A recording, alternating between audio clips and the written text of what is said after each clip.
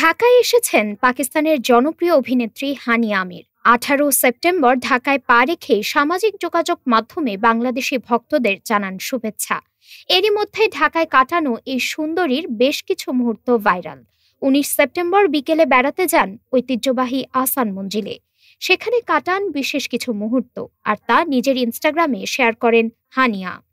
হানিয়া আমিরের এই ঘোরাঘুরিতে সঙ্গ দিয়েছিলেন কন্টেন্ট ক্রিয়েটর ও food blogger Iftekhar Rafsan. Viral কিছু ছবিতে দেখা যায় রাফসানের সঙ্গে সময় কাটাচ্ছেন হানিয়া। তাদের একসঙ্গে আহসান মঞ্জিল প্রাঙ্গণে ফুচকা ও ঝালমুড়িও খেতে দেখা যায়। মাটির কাপে দুধ চাও খান তারা। শুধু তাই নয়, একসঙ্গে রিকশায়ও ঘোরেন তারা। এ সময় রাফসানের সঙ্গে হানিয়াকে গল্প করতেও দেখা যায়। আবার আহসান মঞ্জিলের সিঁড়িতে দাঁড়িয়ে কয়েকটি পোজ দিয়েও ছবি তোলেন হানিয়া আমির।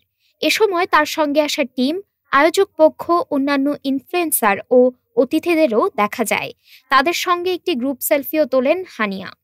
20 সেপ্টেম্বর ঢাকার বিলাসবহুল শেরাটন হোটেলে একটি বিশেষ অনুষ্ঠানে অতিথি হিসেবে উপস্থিত থাকবেন হানিয়া। তিনি আশা করছেন বাংলাদেশের ভক্তদের কাছ থেকে ভালোবাসা পেয়ে এ সফর তার জন্য স্মরণীয় হয়ে উঠবে। এছাড়াও 21 সেপ্টেম্বর সানসিল্কের আয়োজিত এক্সক্লুসিভ ফটোশুটে অংশ নেবেন হানিয়া আমির। এরপর ফিরে যাবেন নিজ দেশ পাকিস্তানে। ডেস্ক রিপোর্ট, আজ বার্তা।